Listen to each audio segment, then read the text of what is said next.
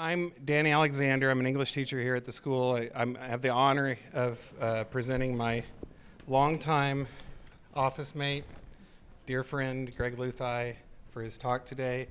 I need to say a few things up front.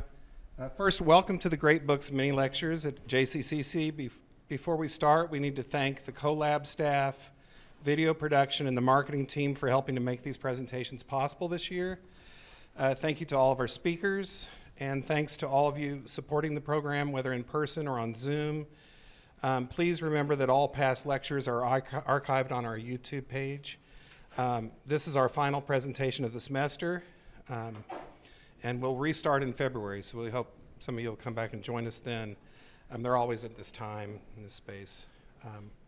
So to begin, Greg Luthi, to my right, is a professor of English here at Johnson County Community College.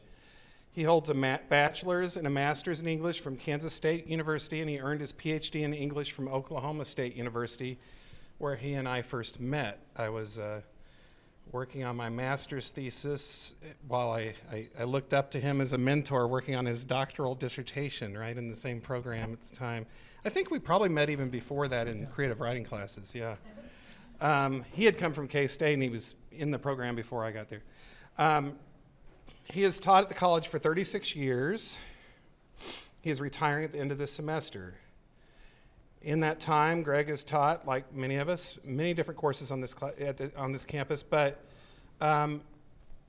Greg's niche has always been, he's always taught creative writing, and he's always been very popular as a creative writing teacher. He's done a creative writing workshop for I don't know how many years that often just brought back the same students would retake the class over and over again because they loved getting more guidance from Dr. Luthi. You know?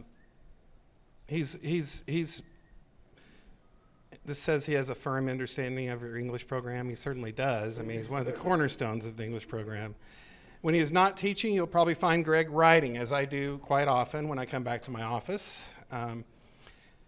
He took 10 years off of it, and he returned to writing in 2021, and since then he's completed a novel, Holding Elegance, and is currently writing its prequel, Chasing Elegance.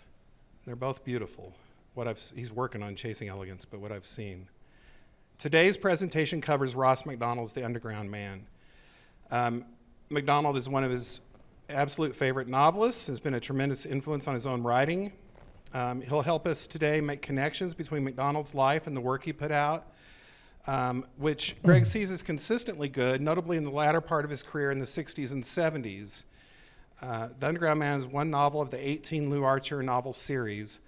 Stylistically and thematically, it reflects MacDonald's most pressing themes and concerns.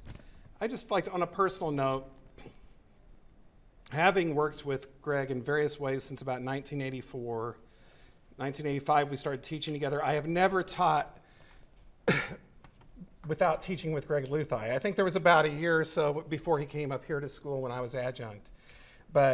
And we've been in office together for almost 30 years. And it's just been such an honor and a pleasure to work with him and talk with him in between when we get little moments to talk about pulp fiction and our favorite old movies and whatever. We share this great love of pop culture in a lot of ways, and writing. And so I'm honored to get to do this here today. And did you want to ask something before we start? Yeah. So if Professor Luthi is retiring at the end of the semester, does that mean you guys are just going to stop offering the English 224 and 225, or will it be transferred? It will continue with different people, okay? We're still working some of that out. Thank you. But anyway, thank you for asking. It's just my honor and privilege to get to introduce my colleague, Greg Luthi, and I hope you'll give him a big hand. Okay, thank you.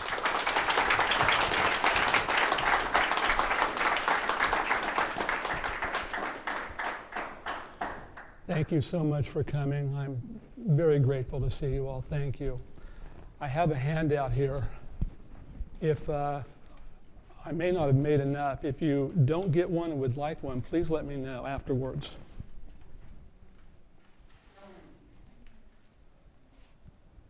Again, thank you for coming, and thanks to Maureen Fitzpatrick and Michael Carragher for giving me this wonderful opportunity to talk about a writer I greatly admire, not only for the novels he wrote, but for the example he set as a mentor for young writers. Also, my thanks to Jody Dietz for making me feel welcome here in the CoLab, and to Mike Wooler for his excellent work he did putting together the slideshow. Can everyone hear me okay? All right. The question I'll try to answer by the end of this lecture is, why would someone read the same novel 30 times?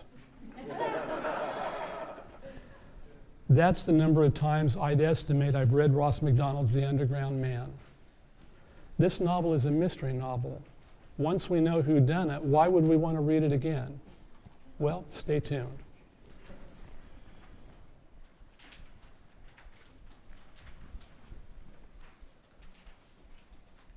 There we go. When Ross MacDonald died of Alzheimer's in 1983, he was considered by many writers, readers, and critics to be far more than a writer of mysteries. He was believed to be an important American novelist. As Tom Nolan, his biographer, says, MacDonald didn't transcend the detective novel. He transcended the hard-boiled school of detective fiction to bring added dimension to the detective novel so that it could be considered art. MacDonald published 24 novels, 18 of which are Lew Archer novels, narrated by private investigator Lew Archer. I was introduced to Ross MacDonald's fiction during the spring 1978 semester of my freshman year in college, when I took a detective fiction class at Kansas State University.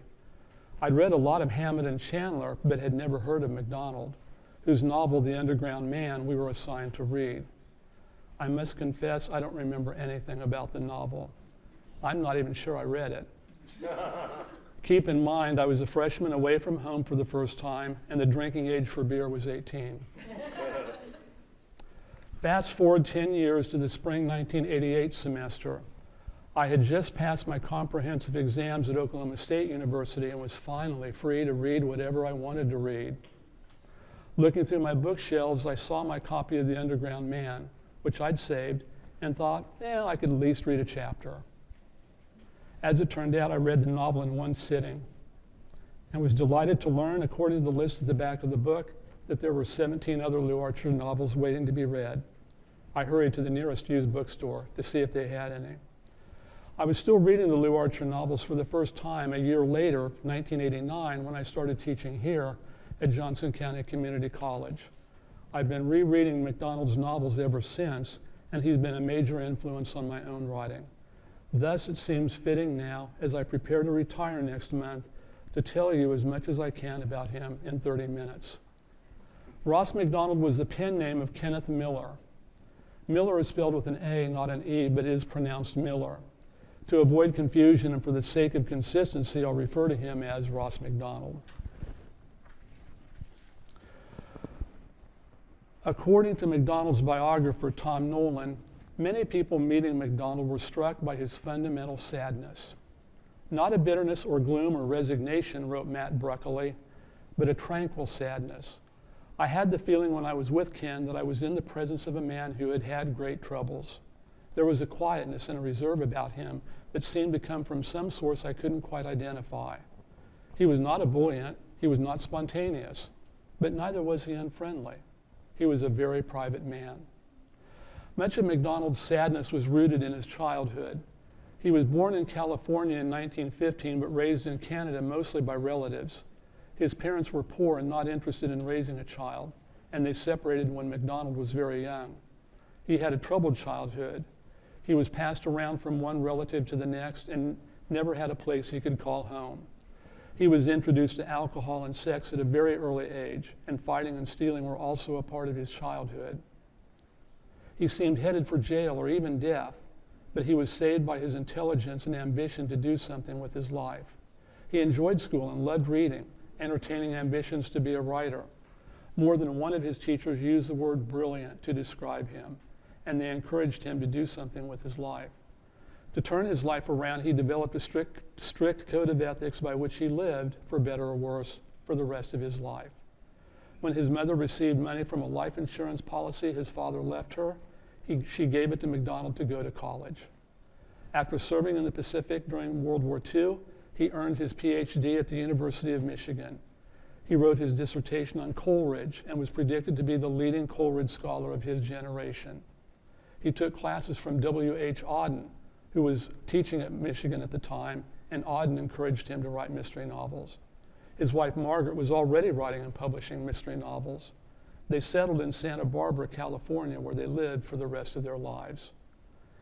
MacDonald was influenced by Dashiell Hammett and Raymond Chandler, the leading writers in the hard-boiled school of detective fiction.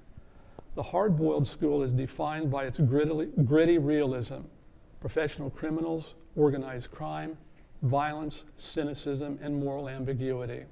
First-person narrators tend to be cynical, tough guys.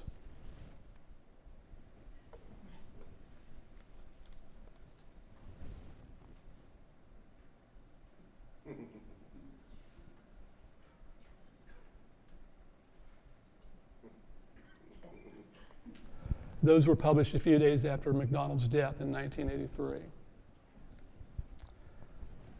If you look on the handout that I gave you, you'll see the year 1959 and the Galton case. I want to talk for just a moment about that.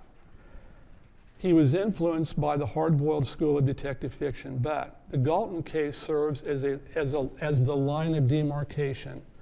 MacDonald breaking free of the hard-boiled school, especially in terms of the narrative voice of Lew Archer.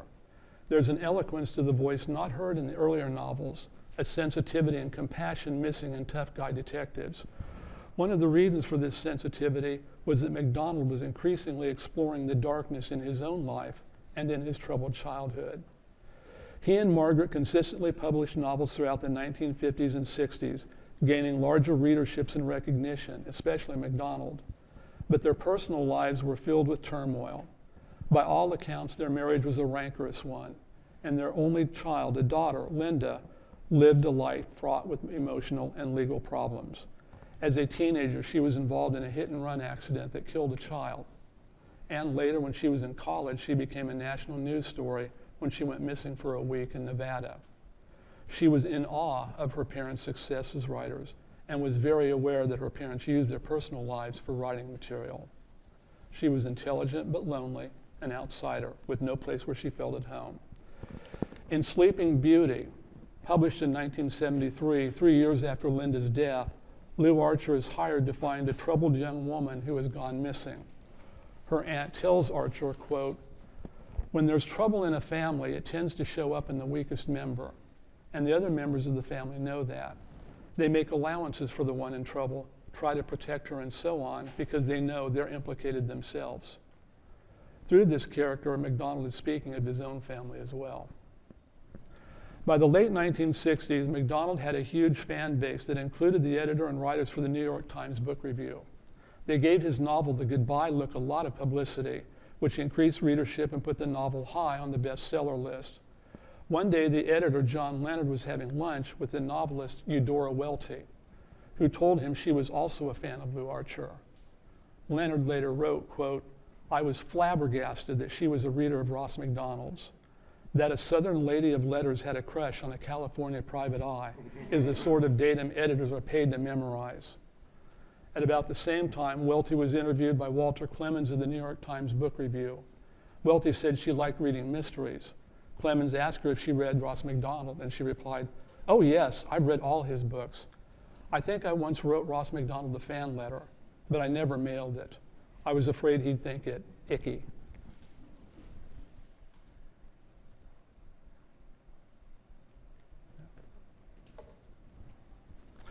There is MacDonald and Welty at the Santa Barbara Writers Conference in the early 1970s.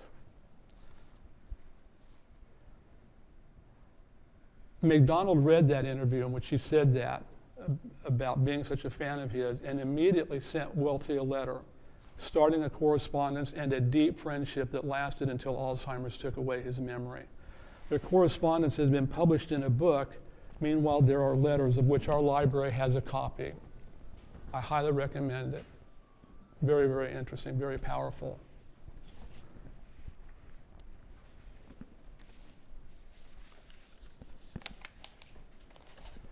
MacDonald's next novel was The Underground Man. published in 1971, and Leonard asked Welty to review it. She eagerly accepted and wrote a 3,200-word front-page review in the New York Times Book Review. It created a sensation in the literary world because a serious novelist like Welty was praising a detective novel, saying, quote, "In our day, it is for such a novel as The Underground Man that the detective form exists. What gives me such special satisfaction about this novel is that no one but a good writer, this good writer, could have possibly pulled it off. The Underground Man is Mr. MacDonald's best book yet, I think. It is not only exhilaratingly well done, it is also very moving," end quote. I don't want to play spoiler in case any of you decide to read the novel, and that's my goal here today, to get you to read the novel. So I'll summarize just the opening chapters. Like so many of MacDonald's novels, The Underground Man focuses on a family in turmoil. 15 years ago, when Stanley Broadhurst was 12, his father, Leo, ran off with another woman, and Stanley's been searching for him ever since. Because of his obsession with finding his father, Stanley's marriage is in danger of collapsing. When he brings home an attractive blonde girl who he claims is helping him in his search, Jean, his wife, moves out, taking their 6-year-old son, Ronnie, with her. Jean and Ronnie are staying with friends in the apartment complex where Lou Archer lives. And one morning, while Archer is in the courtyard feeding peanuts to some birds, Ronnie comes out of one of the apartments and asks if he can feed the birds too. They're having a good time when Ronnie's father, Stanley, arrives. He's made a date for the boy to visit his grandmother at her ranch outside Santa Teresa, which is a fictionalized Santa Barbara. Jean comes out to speak to him, and Stanley accuses her of having an affair with Archer and forcing a substitute father on Ronnie. After a tense exchange, Stanley leaves, taking Ronnie with him. Archer sees that a blonde girl is waiting for them in Stanley's car. Later that morning, Jean asks Archer to help her find Ronnie and bring him home. According to radio and television reports, a wildfire has started not far from where Ronnie's grandmother lives, and she's worried for his safety, especially since Stanley is behaving so erratically. A few chapters later, on the side of the mountain where the fire started, Archer finds Stanley's body buried in a shallow grave. Ronnie and the blonde girl are nowhere to be seen. Archer's most urgent goal is to find Ronnie and return him safely to his mother. He's also working to learn who killed Stanley and why, and also what happened to Stanley's father, Leo Broadhurst. During his search, he learns more about the secrets not just of the Broadhurst family, but the other families whose children, now adults, had become entwined in the mystery surrounding Leo Broadhurst's disappearance.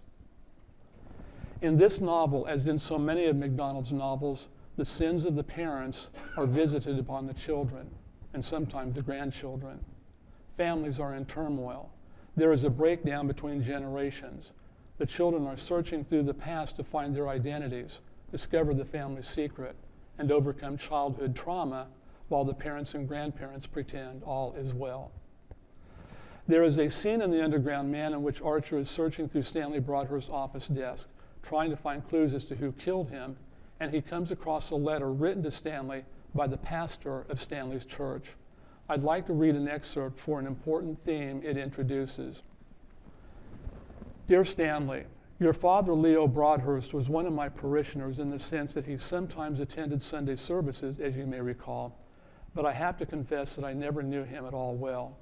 I'm sure the fault must have been mine as much as his. He gave the impression of being a sportsman, an active and spirited man who enjoyed life. No doubt that is your recollection of him too. May I suggest in all good feeling and sympathy that you be content with that recollection and not pursue any further the course you have embarked on against my advice. Your father chose to leave your mother and you for reasons which neither you nor I can fathom. The heart has its reasons that the reason does not know. I think it is unwise for a son to attempt to delve too deeply into his father's life. What man is without blame? Think of your own life, Stanley. You have recently taken on the responsibilities of marriage, as I, having had the pleasure of performing the ceremony, have good cause to remember.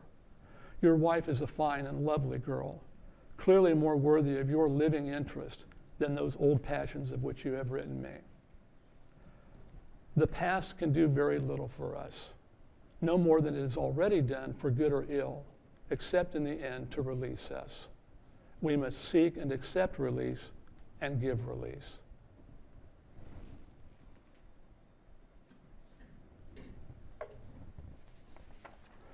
Seeking and accepting release from the past. This is what the characters must do not only in The Underground Man, but in most of MacDonald's mature novels. I think that MacDonald wrote the Lew Archer novels in part to find release from his own difficult past. It's also worth noting that MacDonald was a conservationist, and we see a conservation theme in The Underground Man.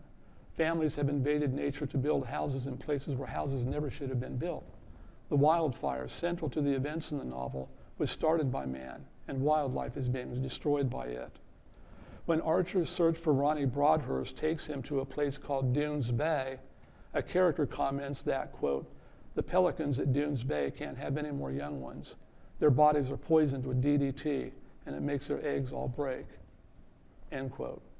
Later, Lew Archer compares the alienated young man who kidnapped Ronnie Broadhurst to those pelicans, quote, "He belonged to a generation whose elders had been poisoned, like the pelicans, with a kind of moral DDT that damaged the lives of their young," end quote. I'll now return to the question I posed at the start of this lecture. Why do I read MacDonald over and over? Certainly part of it is his use of language and imagery, his sense of place, and his masterful handling of plot. But more than anything, it is the voice of Lew Archer that I return to, a voice that reveals his humanity, his imagination, insight, and his sensitivity to the world around him. He has an ability to empathize, to look at people as complex human beings rather than types. Lew Archer's humanity springs from Ross MacDonald himself, and MacDonald, in the introduction to a collection of Lew Archer stories, offers an explanation as to why Archer is so appealing. Quote, "Fictional detectives tend to be idealized versions of their authors, the kind of men we would choose to be if we were men of action, instead of the solitary fantasists we are. Everyone knows this, including the present writer. I'm not Archer exactly, but Archer is me." MacDonald goes on to say, "The typical detective hero in contemporary American fiction speaks for our common humanity. He has an impatience with special privilege, a sense of interdependence among men, and a certain modesty. I think self-knowledge and a matching knowledge of the world are what the serious private detective may be after." MacDonald then asks the question, what makes a private detective then? Why does he choose the shadow instead of the sunlight? Why does his interest in other men's lives often seem to transcend his interest in his own? A good private detective has an appetite for life which isn't satisfied by a single role or place. He likes to move through society both horizontally and vertically, studying people like an anthropologist. And like an anthropologist, he tends to fall a little in love with his subjects, even if they happen to be the most primitive savages of the urban jungle. Possibly he became a detective originally in order to make his concern for and knowledge of people possible and then useful. He felt a certain incompleteness in himself which needed to be fulfilled by wide and extraordinary experience. He discovered a certain darkness in himself which could only be explored in terms of badly lighted streets and unknown buildings, alien rooms, and the strangers who live in them. MacDonald concludes by saying, "It could be said that the early stories are the price I paid to become a writer. Short and few as they are, the writing of them altered me. I accepted a limitation of form and style, which opened up a world but changed me, or a part of me, from Kenneth Miller into Ross MacDonald. As a man writes his fiction is writing him. We can never change ourselves back into what we were any more than I can change these printed words. So we have to be careful about what we write," end quote. Hear, hear. I think Lew Archer is certainly a reflection of Ross MacDonald, and perhaps to some extent Ross MacDonald is a reflection of Lew Archer. Let's consider some things he just said. A fictional detective tends to be an idealized version of his author. He speaks for our common humanity. He is impatient with special privilege, has a sense of interdependence among men, and a certain modesty. Ross MacDonald had all of these qualities. In addition, he discovered a certain darkness in himself that could best be explored and understood by writing novels about characters who must confront a similar darkness. Like the detective he created, he felt a certain incompleteness in himself, which needed to be filled by wide and extraordinary experience. He did this by making himself available to all the people who sought him out. In the novel Black Money, Lou Archer expresses a similar credo in an exchange with a girlfriend of a Las Vegas mobster. She says to Archer, "What are you, a do-gooder or something?" He replies, "I wouldn't say so. I'm working at not being a do-badder." She gives him a puzzled look. "I don't get you, Archer. What's your angle?" He replies, "I like people and I try to be of some service." She responds, "And that adds up to a life?" He answers, "It makes life possible anyway." Certainly, MacDonald was of some service to many people over the course of his life, many of them young writers and academics seeking his help and advice. At the Santa Barbara Writers' Conference in the early 1970s, MacDonald singled out conference participant Fred Zackel for special attention, praising his hard-boiled detective novel Still in Progress, and it got mentioned in the Los Angeles Times.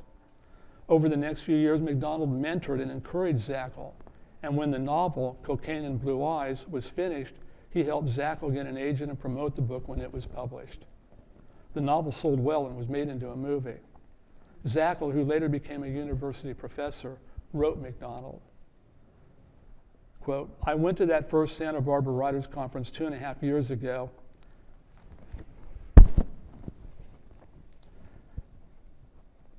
because I needed someone to tell me to quit trying to be a writer, to stop kidding myself, to say that my dream was worse than silly. I needed someone to tell me the dream had died." He then goes on to thank MacDonald. "I thank you for stooping to help me, for knowing and caring about me. Your courtesy and gentleness and generosity were rare and strange to me. You gave me a reason to go on. You gave me hope. Now you say I made it, that my book is a major accomplishment, and you're delighted with me. God, how many times can I say thank you? Not nearly enough. Nowhere near enough. Thank you."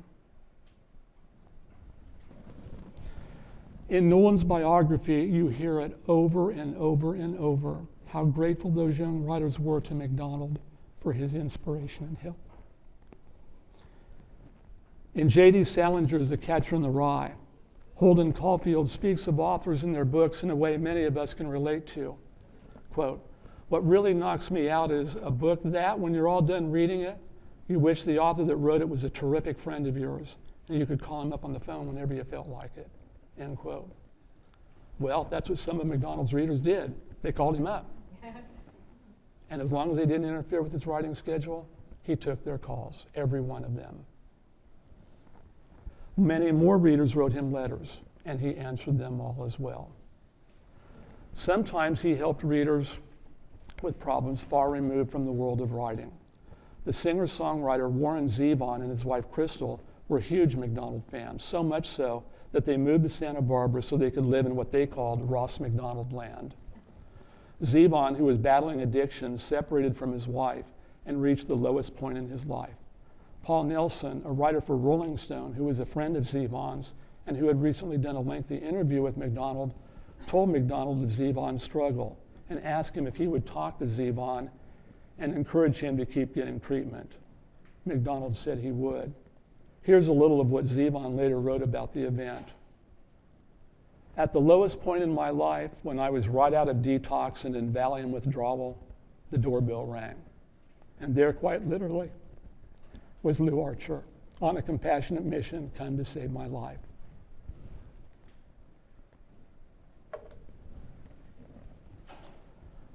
Lou Archer, Ross MacDonald, they mirrored each other, and I think they encouraged each other. The fact that MacDonald wrote 18 novels with Lou Archer as the narrator suggests how fundamental Archer was to his life and art. Archer wasn't just a meal ticket. He was the means by which his creator could explore the darkness in his life and seek, accept, and give release from the past. And with release came the self-knowledge MacDonald was looking for. Near the end of The Underground Man, Archer says, quote, The hot breath of vengeance was growing cold in my nostrils as I grew older. I had more concern for a kind of economy in life that would help to preserve the things that were worth preserving. End quote. Lines like that are why I keep reading Ross MacDonald.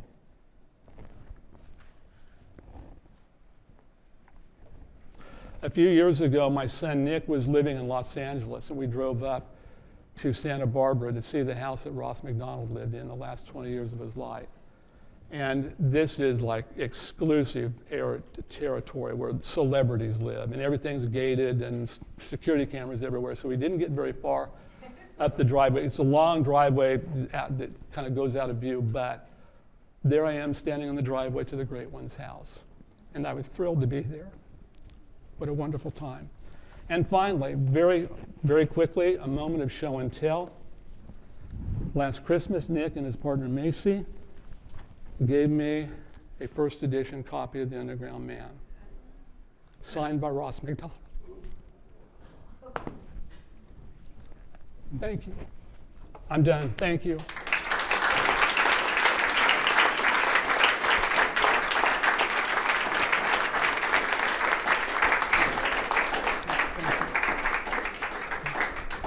Thank you, Greg. So we want to know if anybody wants to ask any questions. Take some questions now. Yes, Mark. I've read all the Archer novels, but not in the order in which they were written, and they do work very well. Each one stands alone, I think, really well. Yeah. Is there, if you do read them in the order that they're written, is there a development in Archer's character? Is there a change in him? Absolutely, absolutely. If you look back on that handout that I gave you at the novels, they're the Lew Archer novels. The first, I think, seven are where he's still under the influence of Hammett and Chandler. He's still under the influence of the hard-boiled school. But starting in 1959 with the Galton case, that's the great transition. That's his first, what we might call, mature novel. And they are terrific after that. And the early ones are good. They're worth reading. But I was reading a couple of those early ones not too long ago. I thought, oh, these just are not nearly as good as the other ones. So I would recommend, if you are interested in looking at MacDonald, start with the more mature novels, starting there with the Galton case in 1959. Yeah, and that's a terrific novel, by the way. It's just beautifully written. By the way, the gentleman who just asked the question, Park Bucher, who was in grad school with Danny and I at Oklahoma State University. Park went on to take his PhD at the University of South Carolina, where he studied under Matthew Broccoli, the great Fitzgerald biographer and scholar. Matthew Broccoli was the first to compile a bibliography on MacDonald, and in fact, MacDonald dedicated The Underground Man to Matthew Broccoli. So I encourage you all to say hi to Park when we're done here, so that way you can say that you have talked to a man who studied under a man who was friends with Ross MacDonald. Really brings us up, right? Yes.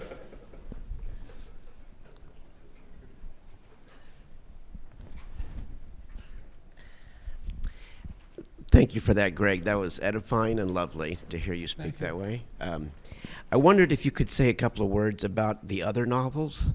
Are they all mysteries? How do they differ, or how are they the same with the Lew Archer novels? The other novels are so-so. There's one called Meet Me at the Morgue from about 1954, and it's told in the first person. The voice sounds suspiciously familiar to Lew Archer. It's a pretty good novel. The earlier ones from the 1940s, whatever ones are listed there, they're solid. They're solid, interesting. They're mainly suspense novels, detective novels. If you want to see the novel or read the novel that was heavily influenced by Dashiell Hammett, Blue City is the one you want to read. So, yeah, I give a lukewarm thumbs up. You know, they were the early novels, and I think he had to write them and to get to where he was. They're certainly worth reading, but I would read the Lew Archer novels first. Yes. Other questions?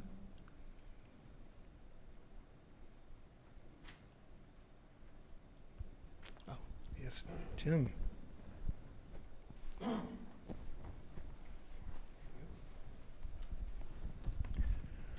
My favorite line of his is in this book, and it seems to me flows through all of the authors that we've talked about today, and that is, "Isn't there always a blonde girl?"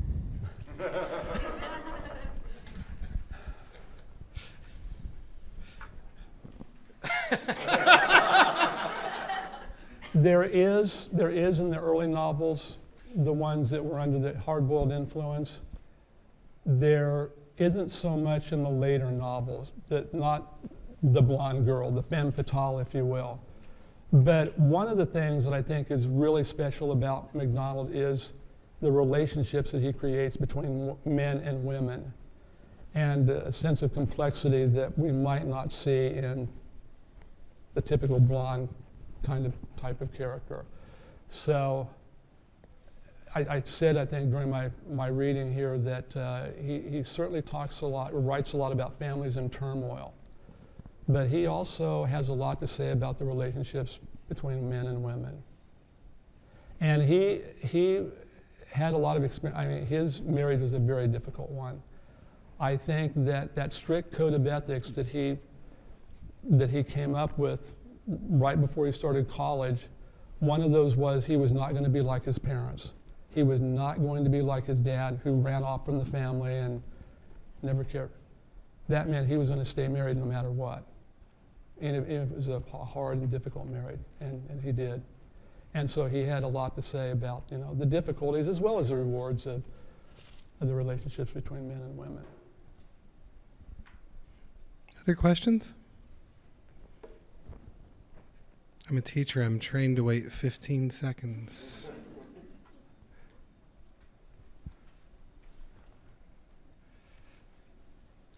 All right. Well, thank you very much for coming out. And thank you, Greg, so much for a beautiful presentation. Thank you. I really do appreciate it.